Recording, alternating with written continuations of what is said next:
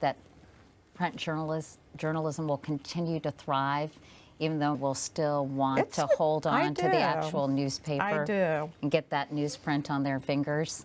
Well, actually, the newsprint now is like of a quality that often doesn't rub off too much on your fingers. But yeah, it's published, by the way, in response to your termination, and found that just a third of all newspaper staffers and a third of all supervisors in newsrooms are women, and that hasn't changed since 1998. Yeah, to love, and said you were honored to serve. Everyone was going to know that that's what happened, so no.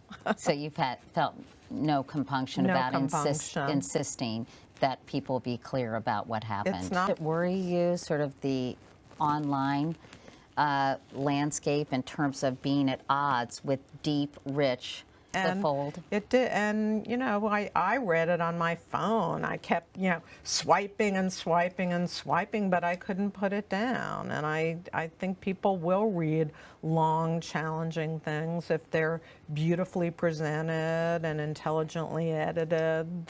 That there is. There's a report, as we mentioned, on innovation at the Times, which said the paper was lagging in that area. And in fact, someone tweeted to us, I was amazed to read from the Indy study that, quote, many in the newsroom still do not get the web.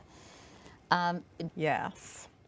And do you feel like you are evolving, and you started in this business as I did?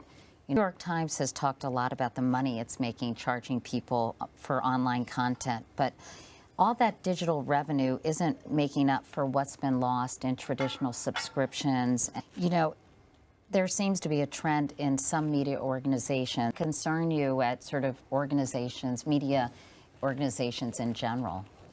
I mean, it does, sure, but.